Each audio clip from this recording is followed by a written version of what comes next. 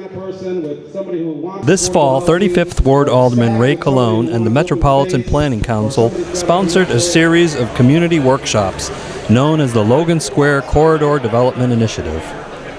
During the second community meeting of the Corridor Development Initiative, neighbors broke into groups and developed separate development scenarios for the parcel at the northwest corner of Kedzie and Milwaukee. At the third community meeting, the MPC led discussions with Logan Square neighbors about several of the scenarios proposed by neighbors during the second week of meetings. 4 scenarios were discussed, which represented a cross-section of the scenarios developed during the second week. Development experts discussed the viability of the options proposed in the 4 scenarios. I saw one of the scenarios that showed residential on the Milwaukee frontage. I personally think that would be, you're not maximizing the benefit of that frontage. Scenario 1 was similar to several plans that focused on creating affordable housing over green space or market rate housing. Scenario 2 was similar to several plans that focused on creating affordable housing and green space instead of market rate housing. Scenario 3 was similar to several plans that focused on creating affordable housing, but included some amount of green space and space for nonprofit use. Scenario 4 was similar to several plans that focused on creating market rate housing and green space while creating little or no affordable housing. Attendees at the third meeting were polled on key factors of the 4 development scenarios presented.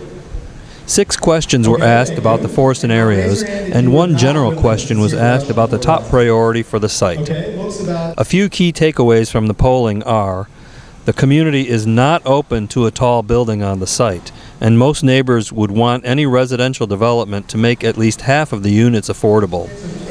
When asked their top priority for the site, 59% responded affordable housing, followed by 25% who said open space. An indoor farmers market was a priority for 11% of attendees.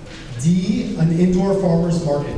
The Metropolitan Planning Council will present a complete study to Alderman Colon this spring, including a full analysis of the scenarios developed, as well as the polling results.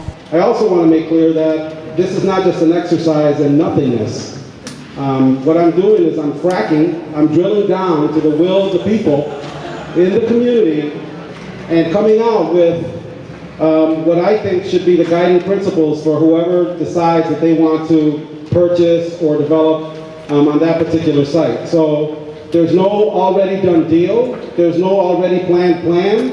We are still in the very beginning stages of just talking about it, but the conversation that, at least the culmination of the conversation that happens here, will be part of what we will propose for that site. So it's not for nothing, it is for something, and I hope that you give it all the something that you have to give it. So, LoganSquare.TV has footage of the entire meeting, divided into sections for indexed viewing.